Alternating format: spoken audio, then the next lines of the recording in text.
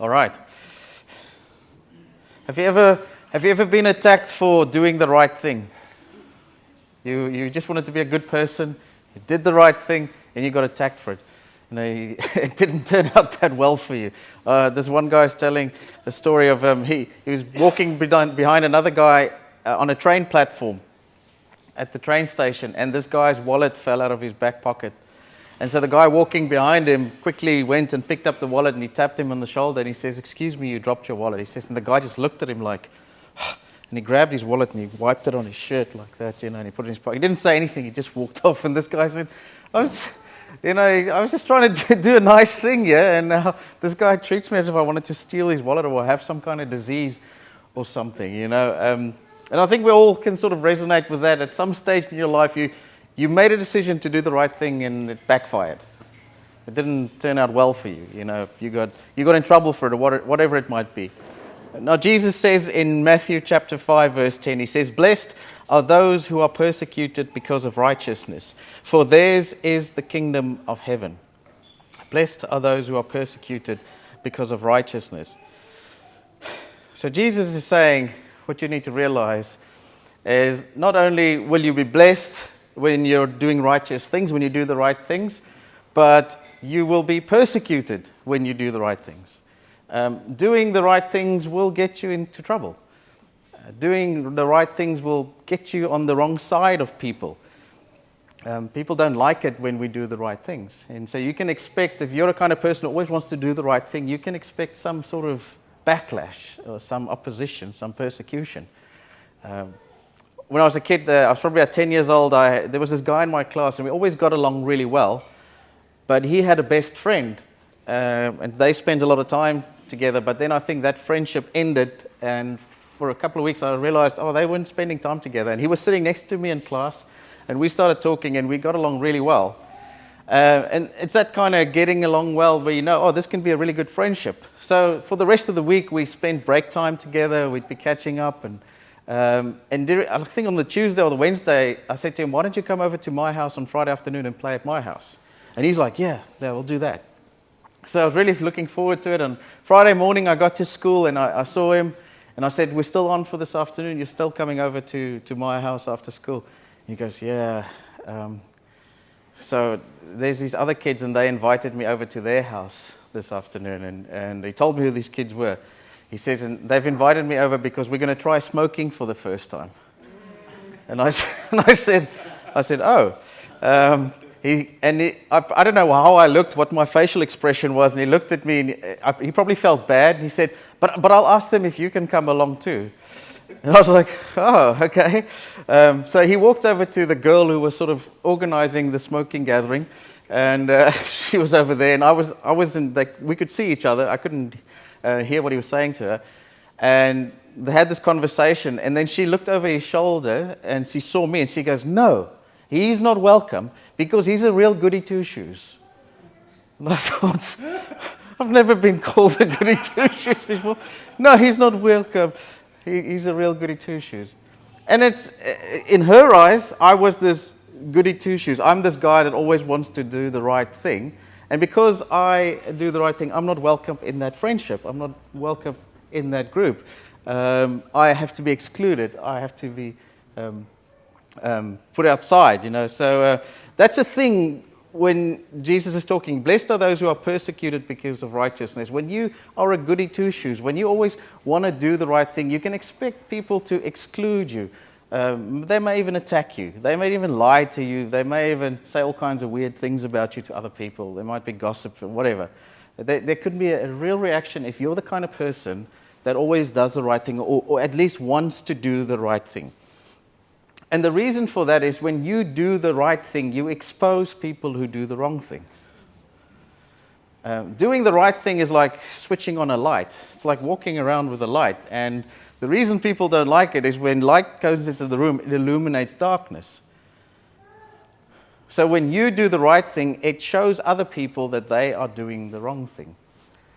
When you do the right thing, it makes them feel bad about what they are doing. It exposes what they are doing. It judges what they are doing.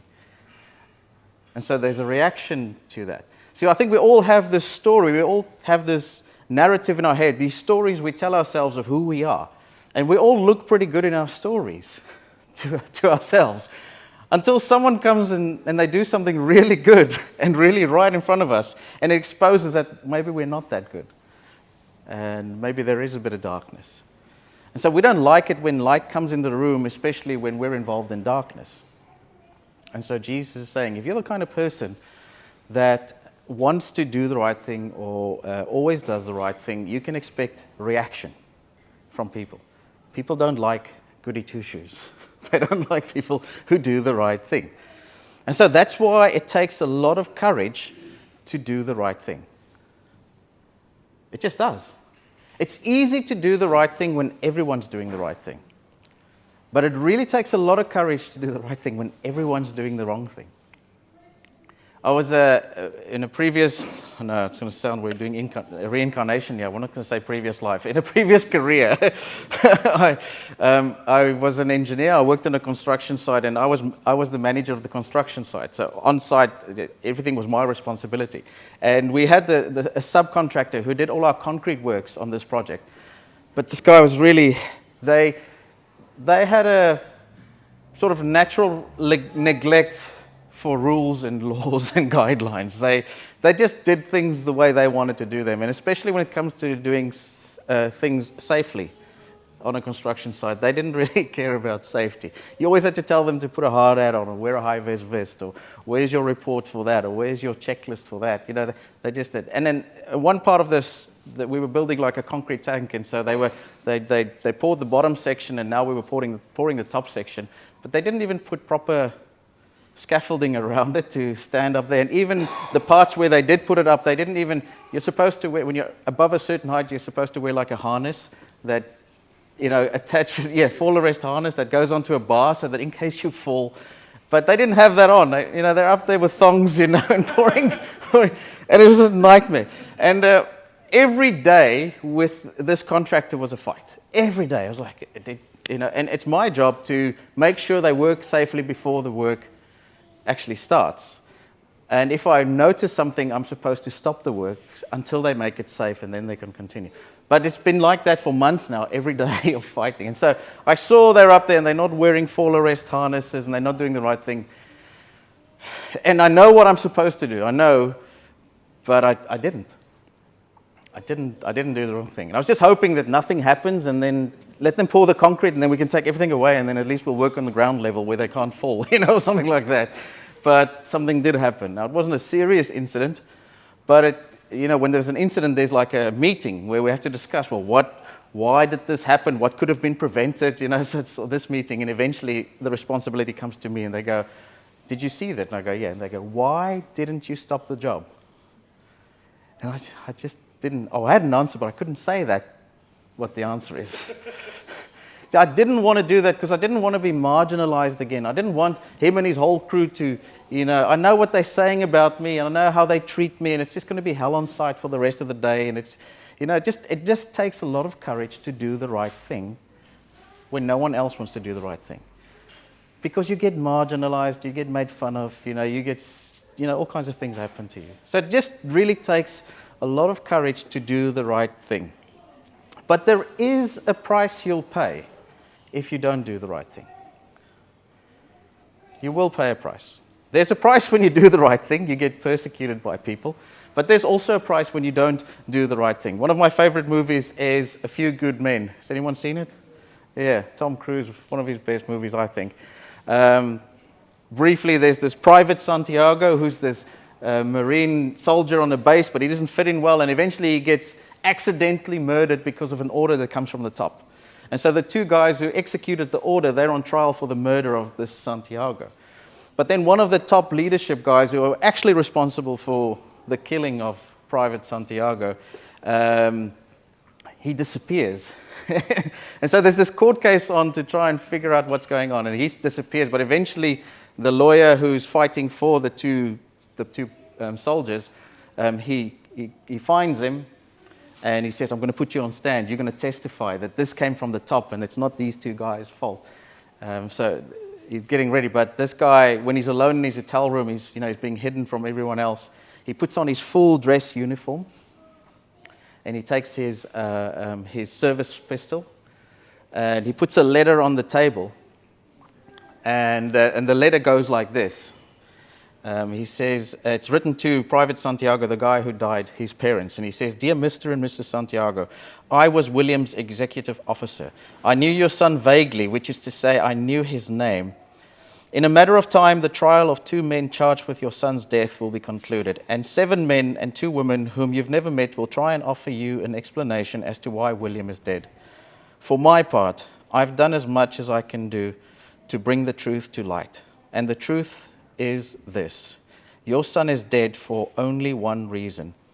I wasn't strong enough to stop it. Always Lieutenant Colonel Matthew Andrew Markson, United States Marine Corps." And then he takes the pistol and he puts it in his mouth and he pulls the trigger and he commits suicide. There was a moment where he could have done the right thing and Private Santiago would have still been alive, but he didn't take that moment. He didn't have the courage. He didn't want to be marginalized by the other officers. And so he didn't say anything. And then this guy died. And so there's this price that he pays because he didn't do the right thing. His colleagues didn't persecute him, but he started persecuting himself.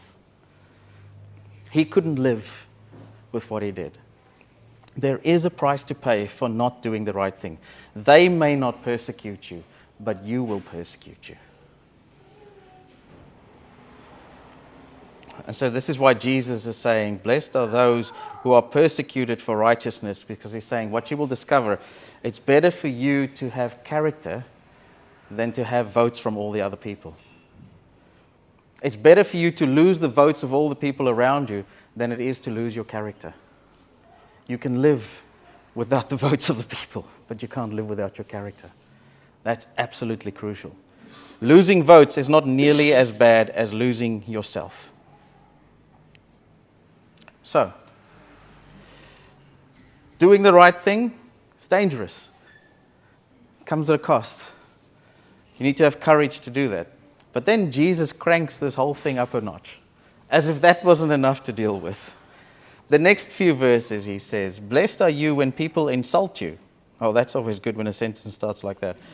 Blessed are you when people insult you, persecute you, and falsely say all kinds of evil against you because of me.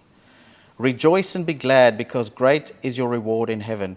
For in the same way they persecuted the prophets who were before you. Jesus is saying, so it's tough to do the right thing, even when you don't believe in God. Whether you believe in God or don't believe in God, you want to do the right thing, you're going to have trouble. People are not going to like that. But if you choose to be a follower of Jesus, that reaction, that persecution, that's going to go up exponentially. That's just a reality. That's just a fact. Jesus is saying, I will be the cause of negative reaction in your life. I will be cause of negative reaction in your life. You will make the same people angry that Jesus made angry if you decide to follow him. The same kind of people. And don't be alarmed by it, he says. In fact, be blessed. It's a good thing. Don't be alarmed by it. Some people will hate you not because of anything you have done or your idiosyncrasies. They will hate you purely because you're just connected to him.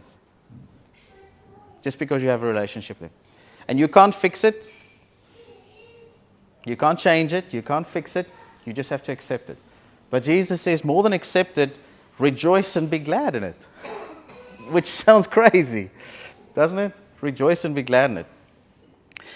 Rejoice and be glad in it. For some reasons. First one, great is your reward in heaven. I've got to say, that one's not my favorite. Yeah, you suffer here on earth, there's going to be reward in heaven. That's not the greatest motivator to me. I'm just going to be honest. I'd like some reward here. I'm just going to be brutal honest. But that's a different topic. Let's put that one aside. Let's focus on the other ones. That's maybe just I have issues that needs to be worked out, and I'll work them out with Jesus in my own private room. You don't have to be spectators of that. Well, I'm going to park that one. Great is your reward in heaven. For in the same way they persecuted the prophets who were before you. Going, there's maybe something here why you can be happy and why you can be blessed. I was working in a church and we had like a little connect group, much like Kaleidoscope is on a Friday night. We had a group and then there was 2 young people in a group and they asked if they could see me and Karina, and they came over to our house And the rest of the group were not there. And they said, we just have to tell you that this one guy who was in our group, him and his family, they're actually going throughout the church and they're spreading some vicious lies about you guys. They're saying some really bad stuff about you to church members. And they say, it's so bad, we actually don't want to tell you what they're saying. It's too upsetting.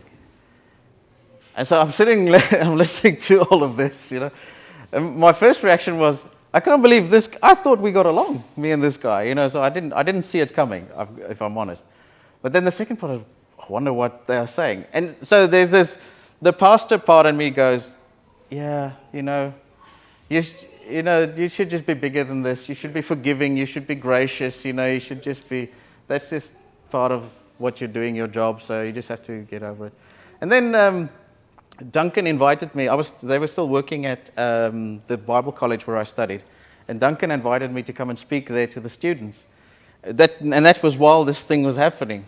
So I spoke to Duncan and I said, yeah, this is happening. And these people are spreading rumors to me. And he said, great. Well done. Keep going. I'm like, what? And I went, when you go to your dad and he doesn't tell you what you want, you go to your mom, So I went to Linda. So I'm in Linda's office and I say, yeah, this is happening. She goes, great. Well done. Keep going. They go, yeah, haven't you read what Jesus said? If you're doing the right thing, if you're going in the right direction, you can expect what happened to Jesus. You can expect the persecution. So essentially, rejoice and be glad because it's a sign of authenticity. It's the evidence that you are moving in the right direction. You're doing what God has called you to do. So yeah, good job. Keep going. It's a sign of authenticity. But it's also a badge of honor. For in the same way they persecuted the prophets who were before you. That's some good company to be with. The prophets that came before us, the ancient ones, the great ones, the ones we read about, to be spoken of in the same category as them. That's a badge of honor, isn't it? I have this huge scar on my knee here, and how it happened was we were at a sort of a, what do you call that, like a holiday park kind of thing. And I was standing on a hill, and one of my friends, we were wrestling for a while, and he had a few drinks so we were wrestling, but I wanted to stop wrestling, and I thought we did stop wrestling, but he was just waiting for a moment when I wasn't paying attention, but I didn't know that. And so I'm standing on this hill, and he comes from the side, and he tackled me, and my body turned, but my foot stayed planted on the hill. And as I heard my knee went like that. Shall I do that noise again for those of you who have strong... How's that? You're going to move your knee around like that? No. So my knee went... I love doing that sound. I'll do it again, probably later on. So my knee did that, and when I fell on the ground, my leg was up like this, and my kneecap was on the side. Is that still... Yeah. And my kneecap's there. And it was like, it's really weird to see your leg at an unnatural angle. And I thought, I'm just going to try and straighten my leg and, see if I can move my leg. And it could. And when I straightened my leg, the kneecap went back into position. But it was a bit, my wheel alignment was out a bit, so it didn't come right back into the middle groove. It was sort of on the side, yeah. And I was concerned if I run, I might veer off to the right, so I thought I should probably go to the doctor and have this checked out. So there was some issue, and it is like your wheel alignment. That's what got damaged, and it had to be pulled back in line. So I went for an operation, which is why I have this big scar. So that's what happened. But when I was dating, and girls would ask me, what happened to your knee? I wouldn't tell them the truth. I would tell them this battle of a rugby game I was in, And I got the ball, I was down the side, and I was almost there, and we were in a few seconds, and then this guy, tackled me, and while I was scoring the try, my knee, and it was this whole story. And that's one of the things I have against Jesus, is since following him, I can't tell that story anymore. Or maybe I shouldn't tell that story because I'm married now, but It's not really Jesus' fault, you know. But the scar became this. It became the story of a battle that I was in, where I was the hero. It was my badge of honor, you know. And so I love telling that story. And then it was almost something I became proud of, was this scar, because the story connected to the scar lifted me up and put me in great company. You know, I'd never play for the Springboks, but it made me feel like one. See, heroes have scars. Heroes have scars. And when you see heroes who fought in the war or wherever, they've got marks on their bodies. And bullet wound, where bullets and knives and things entered their bodies. And there are stories connected to that. And so heroes, they have badges of honors, but it's not the ones they wear on their chest. It's not a medal, it's those scars. Those scars are the badge of honor for a hero. And it tells the story of their battle. And so when Jesus is saying, rejoice and be glad because your reward is great, for in the same way they persecuted the prophets who were before you, saying, these persecutions are like your scars. They're your wounds. That'll one day be your badge of honor. You'll be able to stand next to the prophets and go, look there. Oh, what happened there? What happened there? Because as people persecute you for being connected to Jesus or being connected to God, as they stab you, whether it be physically or with their words or whatever it might be, those wounds become the scars that you will be celebrated for in the future. One day when Jesus comes back, he's going to point to his children, and the heroes would be those ones who live with the scars and can be able to point to their scars. You know what's really interesting for me? Jesus was crucified, and he died, and he went to the grave, and he came up, and he was resurrected from the dead, but he still has his scars. He still has his scars. Can God not do cosmetic surgery? He can bring you back to life, but scars is too much for him. Why didn't he get rid of the stars? The scars are the badge of honor.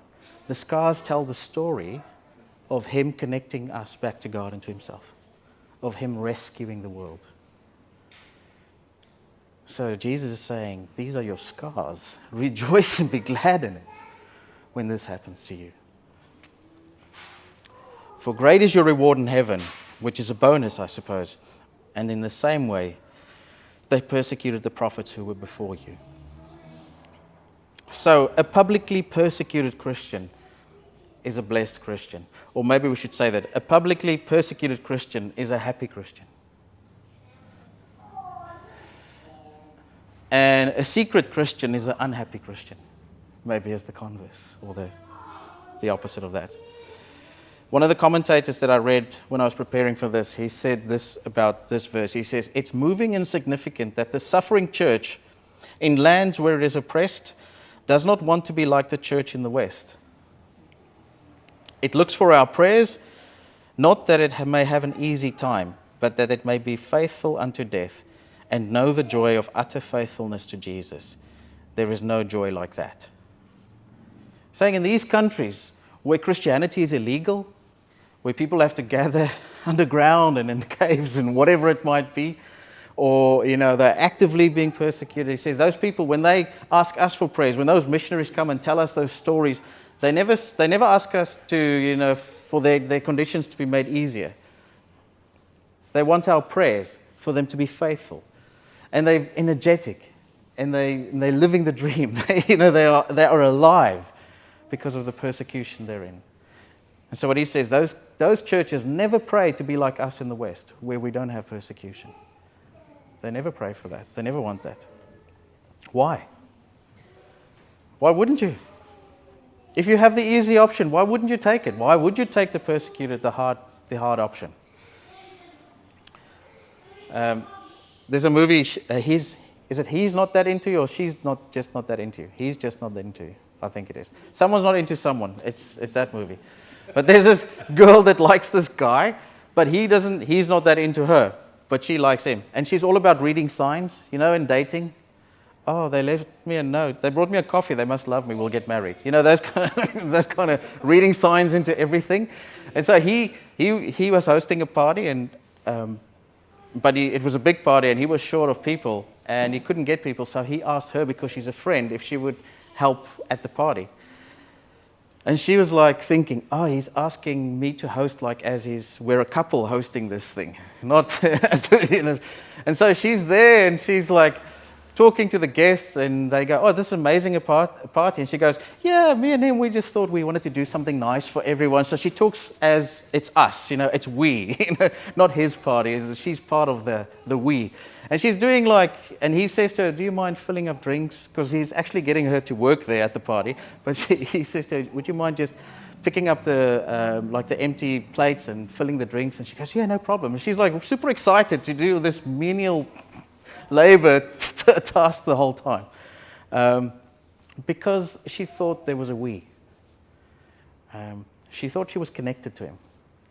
She was willing to do that lowly task, the suffering task, the unpleasant things, because she thought she was connected to him.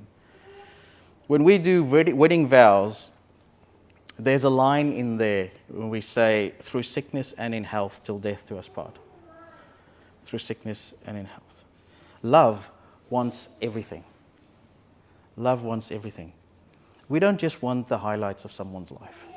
When we want to be with them for the rest of our lives, when we want to connect to them in the most intimate way possible, we want everything. Love wants everything. And so at our wedding ceremonies, we don't say, yeah, I want your highlights, your promotions, the prizes you win, all the good things. You're saying, no, through sickness and in health. I don't just want the highlights, the good things. I want to be there. I want to be the one that has the privilege that goes through your suffering with you. I want your suffering to be my suffering.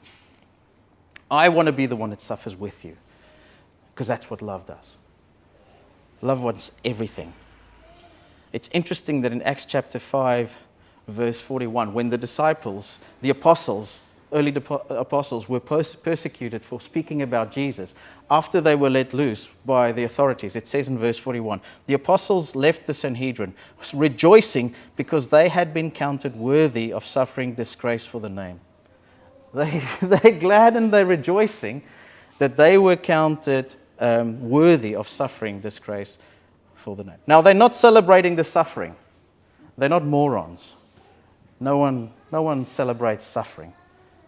They're not suffering that. They're not celebrating that. They are celebrating what the suffering says about their relationship with God, their relationship with Jesus. They're saying people see us as the ones that are so connected to Him that when they persecute us, they persecute Him. His suffering is... They're taking shots at Him, and we're feeling it. We're experiencing it. It's like they are looking at us and they are seeing we are married to Jesus. We're there through sickness and in health. And so if they hit them, they hit us. And if they hit us, they're hitting Him. It's connected. It's like they are seeing one flesh between us and Jesus. And when you are one flesh with another human being, you don't rejoice in their sufferings, but you gladly take it on because it makes you part of them as a whole. Not only the good things, but also the bad things. So what do we do with this? First of all, you need to know, if you want to be a goody two-shoes, if you want to do the right thing, there's going to be some reaction, some persecution, some backlash. But secondly, you need to know that if you want to connect your life to Jesus, that's going to increase exponentially just because you're connected to Him. And here's the thing. Jesus says, blessed are those who are persecuted. And people who say falsely things and all kinds of evil against you because of me. He says, you are blessed because you have a choice. You can tap out. You are volunteering for the suffering. You can avoid all that suffering by going, no, I'm not connected to Jesus. It can stop. You have the power. But by not stopping it, you are volunteering to step into that. And Jesus is saying, blessed. And there'll be reward. There will be reward for that. So maybe we need to change our perspective. Instead of just bearing it, grinning and baring our teeth, or just accepting it, we need to change our perspective to being the kind of people who are glad and rejoice in it. How do you do that? That's not easy. I love living in Perth. I love our winters most of the time, but most people who live in Perth like the summertime. When it's summer in Perth, it's blue skies, and the beaches are amazing. We have some of the most beautiful beaches in the world here in Perth. And when it's a quiet day and the sun is shining and it's 36, 37, 38 degrees, no wind in sight, no cloud in sight, we all flock to the beach, don't we? And we're in the sand there. We've got our sunscreen on, maybe our ice cream. We're in the water. You get a heart attack when you go in, but it's after 30 seconds you're right and you come out. And that allows you to be in the sun for another half an hour, and then you need to go and, it feels like a cooking show to me. It's like in and out the oven, just checking it and then putting back in the oven. But we love it. And you lie there and you look at the calm waters, and it's flat and there's not a wind, and there's no breeze. And it's just warm. And you go, why don't we do this more often? Why aren't we not on the beach like this more often? And then the wind comes up. The wind comes up. And then, you got your sunscreen on, and that what do you call that, swirling wind? And that sand hits you on the side and your face, and it sticks because you've got sunscreen. And your ice cream is, running down your arm here. And your towel, you need to step on your towel because it's, and then most people get up, don't they? Yeah. They go, let's go. It's getting unpleasant. The beach day is over. It's unpleasant. Let's pack up our stuff. The wind is too unpleasant. We can't stay here. Most people pack up and go, but there's a certain group of people who get really excited. They are called kite surfers. They get really, really excited. They're on the beach too. We thought we were going to have a fun day at the beach, but now it's like bonus. Because the conditions that makes it hell for everyone else on the beach is actually the conditions that brings out the best for them at the ocean. Those uncomfortable, unpleasant winds is the place they go to have the biggest adventures by taking those kites of them out into the water. And most of us would be saying, no, it's unpleasant. Maybe when Jesus says, blessed are you when you'll be persecuted for him, maybe he's saying you need to take on the mentality of a kite surfer. You've got kite surfing skills. And in wind conditions where most people go, oh, this is uncomfortable, I don't want this, let's get out of here. You go, let's get our kites, because you've been made to fly. And these are the conditions that brings out the greatest adventures that you could ever live.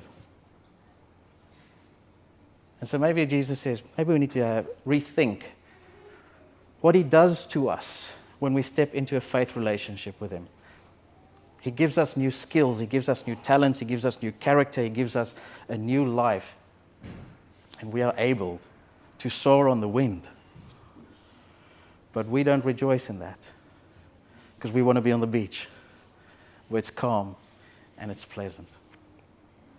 Jesus said, change your perspective.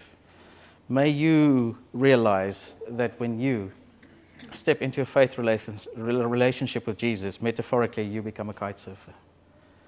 And the best life you can live is out on the wind, out on the water, in the most unpleasant conditions.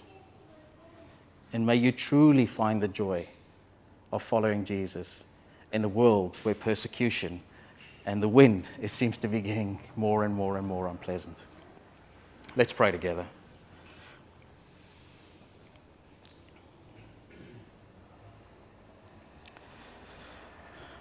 Lord, as far as I know, no healthy person would volunteer for suffering and persecution. Yet you give us this paradoxical instruction that tells us we are blessed and we find happiness when we embrace the persecution that comes from being in a relationship with you. Lord, I pray that you would help each and every person here change their perspective, that they would realize that they are not only just a human being in relationship with you, they are a new creation, that your Holy Spirit lives inside of them, and that they have been called to soar on the wings, on the wind. Would you give each and every person here the courage they need to face the unpleasant wind conditions at work, or at home, or at school, or in friendships, or wherever it may be? May you help them develop the character where they always do the right thing, even though they will be persecuted and marginalized if they speak up or they say the right thing.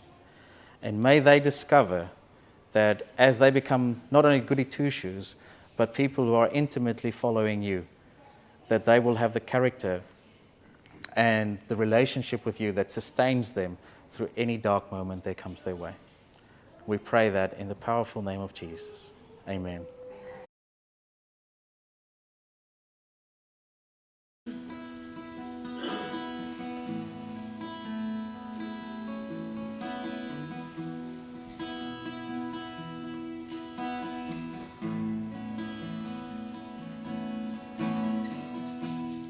Lord bless you and keep you. Make his face shine upon you. Be gracious to you. Lord turn his face toward you and give you peace. Lord bless you and keep you. Make his face shine upon you. Be gracious to you. Lord turn his face toward you and give you peace.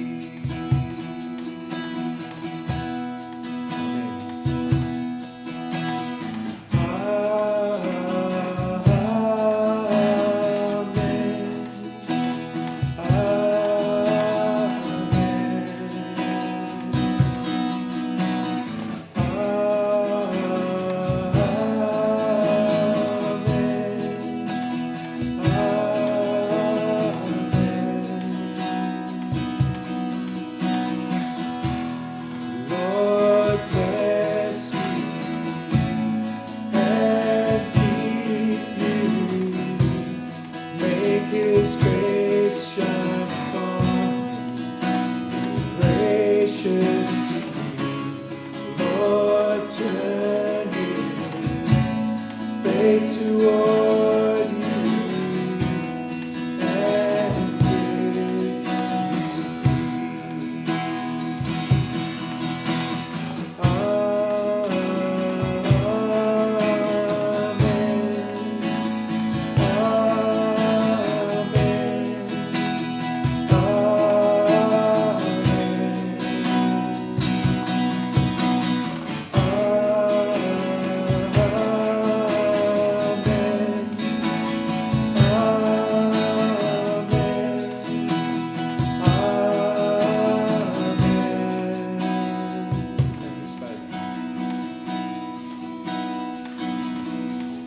May his favor be upon you and 1,000 generations. Your family, your children, their children, their children. May his favor be upon you and 1,000 generations. Your family, your children, their children, their children. May his presence go before you and behind you and beside you, all around you, within you.